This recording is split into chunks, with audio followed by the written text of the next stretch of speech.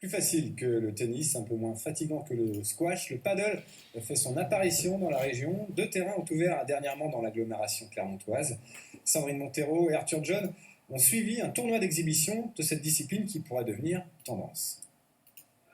Une raquette avec des trous pour laisser passer l'air, une balle qui ressemble à s'y méprendre à celle du tennis, une paire de baskets, et vous voilà prêt pour une partie de paddle.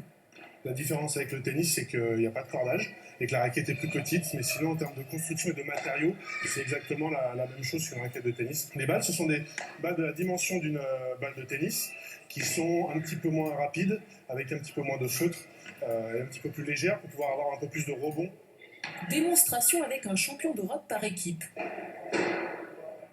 Ici, après rebond au sol, on peut jouer avec les murs en plexiglas ou même avec le grillage pour renvoyer les balles. Un mélange de squash et de tennis. C'est vraiment un sport très plaisant, plus abordable techniquement que le tennis, plus abordable aussi physiquement.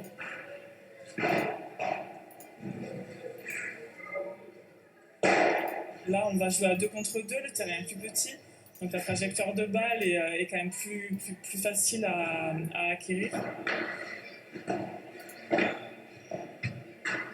Tout ce qui est squash, on est vraiment sur de l'énergie directe. Là, c'est vrai que c'est plus long, les échanges sont plus longs. Il faut être plus attentif, il y a beaucoup plus de réflexes, mais dès l'instant où on a joué un sport de raquette, on peut facilement jouer au paddle sans aucun souci. Pour l'anecdote, le paddle serait né, dit-on, au Mexique à la fin des années 60, avec un homme d'affaires confronté au manque d'espace et soucieux de protéger son terrain de la végétation. Très populaire en Espagne et en Argentine, le paddle reste peu connu en France, mais il a ses adeptes, comme le tennisman Henri Lecomte.